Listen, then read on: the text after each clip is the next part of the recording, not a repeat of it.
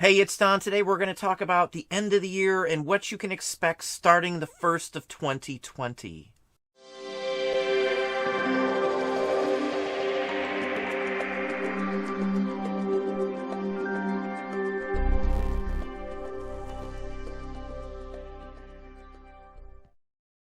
Hey, it's Don, the Auction Professor. Today we're just going to talk a little bit about what to expect for the rest of this year. First thing I can tell you is fourth quarter is not over. I get a lot of questions and comments on Christmas and sales and everything's done. Nobody's buying anymore for Christmas. Well, that's just not true depending on what you sell. Now, right this week, we are the Saturday before Christmas. Christmas is this coming up Wednesday. You'll probably be slow. Most people aren't going to be purchasing things offline. They're not going to be spending the money for things offline. They'll be buying them locally so they can have them now. Wrapping paper, things along that line. There's not a great chance on getting a lot of items quickly, at least before Christmas, with the way things are with the holidays and shipping. So don't expect to be busy. Expect to be slow a couple days after Christmas as well, because people will be returning gifts. They'll be with relatives. They'll be out of town. Starting this coming up weekend, the first Saturday and Sunday past Christmas are almost always busy for me. I never worry about these little slow patches around the holidays. As I said, we've been tracking this for almost 10 years, every year, year by year, and comparing them year to year and year to date. That's what we do, and that's how we can determine if something's wrong or not wrong. And for us, it's going to be slow a little bit through this time. But after Christmas, our sales will keep on going. Depending on what you sell, this is a great time to sell things, a great time for collectibles, a great time for vintage, great time for games and puzzles and things along that line as well. Everybody's inside. There's not many outdoor activities. After New Year's Day, there's not many holidays until we start heading towards Valentine's Day. So you got a whole month where no one's spending anything on anything else other than themselves for the most part. Collectors collect, as I say, so our sales don't drop off at all in January. Our two busiest months out of the entire year, and they're tied pretty much for first place, is December and January. Those are our two busiest months year after year for the last 9 going on 10 years. So that information's solid information. It's verifiable. It keeps continuing to happen that way every year. And we're up from last year. This is our busiest December we've ever had to date. Out of the nearly 10 years of tracking our sales, again, this is the busiest December fourth quarter we've ever had. And if this continues, this coming January should be our busiest January ever.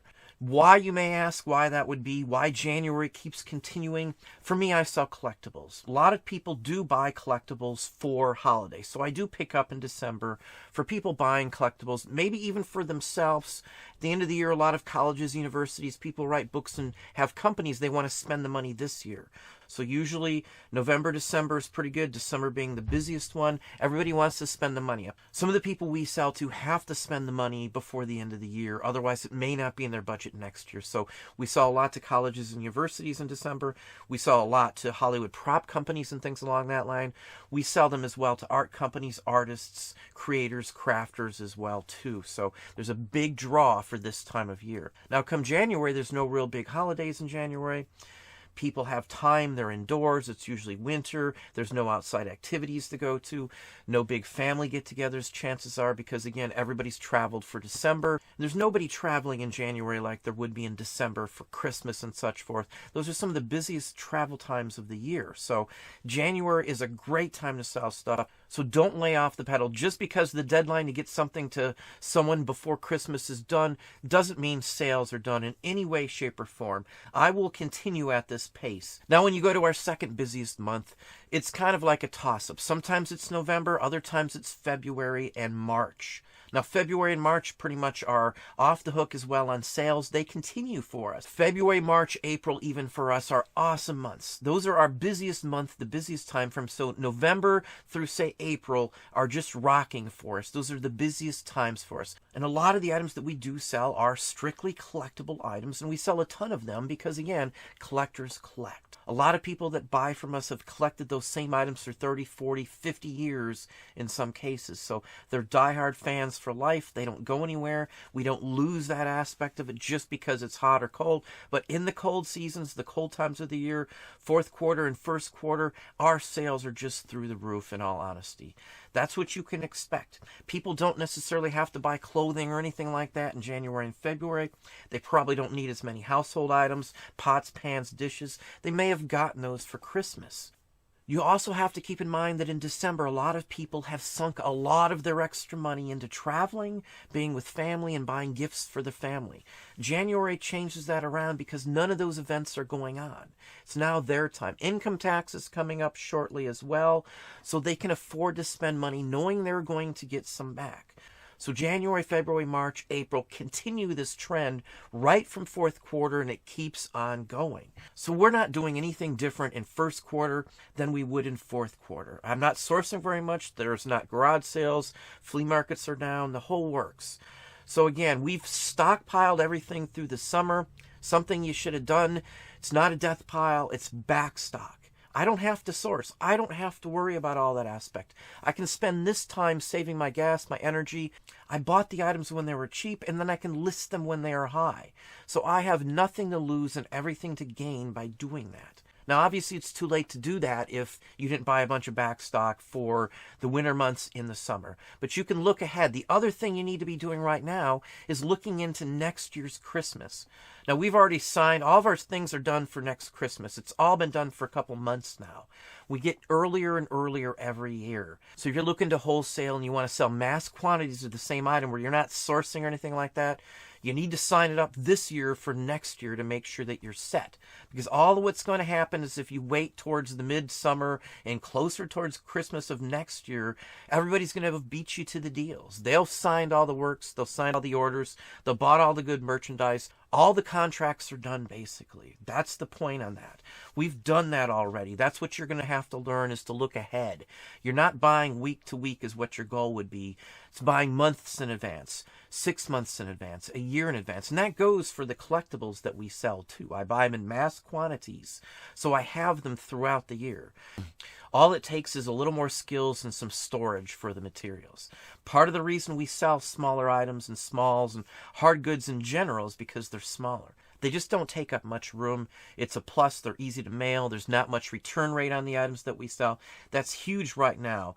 After Christmas, if you're selling a lot of brand new NOS or even wholesale, the return rate can be horrendous, as high as 30% in some categories. Starting the new year, you should look into advancing your business by looking ahead. Any way you can think of, looking outside the box, finding cheaper items, finding niches or sourcing that's going to help you advance. So it shouldn't be over in the slightest bit for you if you're selling the right items.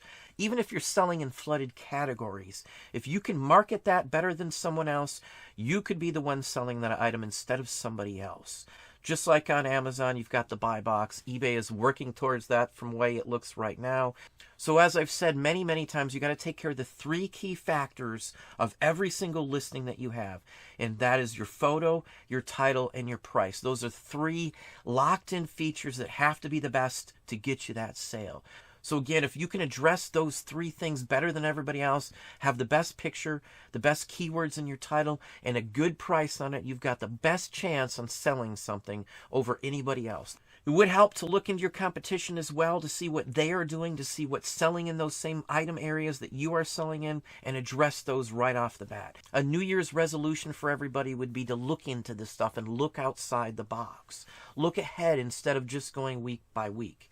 If you're working part-time at this, trying to get full-time, dwell into ways to get mass quantities. I've talked about them many times before in many, many, many videos. There's many ways to get bulk merchandise, even if you're not into the collectibles. Wholesale works very easily. You just have to have the ins. You have to investigate it. You have to know what's going to be good to sell. You have to look at comps. You have to look at rankings for the items, prior sales history. There's a bunch of factors to look into, but once you understand those factors, each individual breakdown, you'll be able to assess those, put them together, and see which is the best thing to sell. What's the best path for your business? Now, our best path going forward is to continue with what's working for us. If something doesn't work for you, you change it. If it does work, Don't change it, but look into ways to improve it and advance it. I mean, that's just a no-brainer. I can't say that enough. Looking outside the box, looking in directions you would have never thought. Those are key things. Brainstorming events where you get together with your employees, your wife, your spouse, whoever you get together with, and discussing options for your business.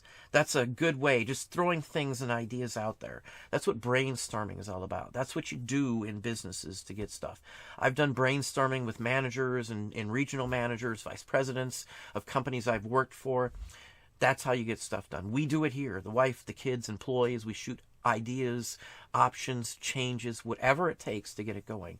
Now, just because something works for me doesn't necessarily mean it's going to work for somebody else. I spent a lot of time digging into this. We've spent years, almost 10 years full time, doing just online sales. So we've looked into this. I spent a lot of time, years, digging into this of doing nothing else other than reselling. So I've looked at every little aspect I can think of to advance my business, and that is what it's taken us. It takes us time and energy and the whole works. So again, don't lay off the throttle on this. Don't think it's done. Keep going with your business. Treat it just like it's fourth quarter come January. Something else you should be doing for the New Year's as well is getting ready for Valentine's Day. You should already be getting it up right now this month. It's coming up quickly. People have to buy those in advance as well. So if you don't list something up to the month of the holidays, you're going to have less sales than you would if you listed them up a month or 2 months prior to the sale. So again, look towards what holidays are coming up. You've got to switch out your inventory for some items. There are tons of items that we do switch into our inventory, like Christmas items months in advance, Thanksgiving Day items, New Year's items, Valentine's items. All that stuff is mixed into our inventory at set times. Now's the time for Valentine's Day. So, and again, now's the time to take some time and relax. Spend it with your family this week, because you're not going to be as busy as you were this prior week. Because again, everybody's with their family. They're relaxing. Day after Christmas, 2 days after Christmas, people are out shopping, dinner, family. They're still out of town. Come this weekend, there may be traveling people, so you may not see as much, depending on what type of things you sell, also as many sales. But the first Monday after Christmas should be rocking back for everybody, I would say. That's what our pattern has been for the last 10 years. Keep track of this information. It's very helpful to know. It's very helpful to not panic because, hey, look, I'm slow this week. What's going on? Look at what happened last year. Were you slow last year? You shouldn't be as nervous as you are if your sales aren't coming in. If you have 2, 3, 4, 5, 6, or 10 years worth of information, you know without a doubt what's going to happen. You can also aggregate 10 years worth of your sales history into one Excel spreadsheet or a doc sheet of some sorts and extrapolate where you should be, whether you're up, whether you're down, across an entire 10-year time frame to help you judge. You can put together projection calendars that will tell you if you're going to be down ahead of time, so you know. Like this coming up week for Christmas here, with Christmas in this week, I'm going to be here. Most of my employees aren't, so I've got time to get things done that I normally wouldn't have time for. I keep working all the way through the holidays. We take time for the Christmas with family and friends and things, of course. But at the end of the day, I still do some work every single day, even when I'm out of town or on vacation. So that's me. It doesn't have to be you. This is a good time to take some time off the week of Christmas itself. Your business should still be going if you're selling the right items. You've got them taken care of right. You've taken care of the 3 basics, your price, your photo, and your title. But that's what I have for you today. If you enjoyed the video, please hit that like button down below for me. You can also hit the bell icon up top to be notified when I post new content or go live. Subscribe and tell a friend. Howdy. Merry Christmas. By now you know I'm the star of this Yuletide show. But only for one day, you see. The rest of the year is yours to be. So be good to the young ones you hold so dear. Into every day, put a little Christmas cheer. Be proud of the family and the family tree, from the oldest to the one on his knee. So to Grandpa and Grandma, sister and brother, uncle and aunt, father and mother, this wish I bring, that you love each other. Merry Christmas.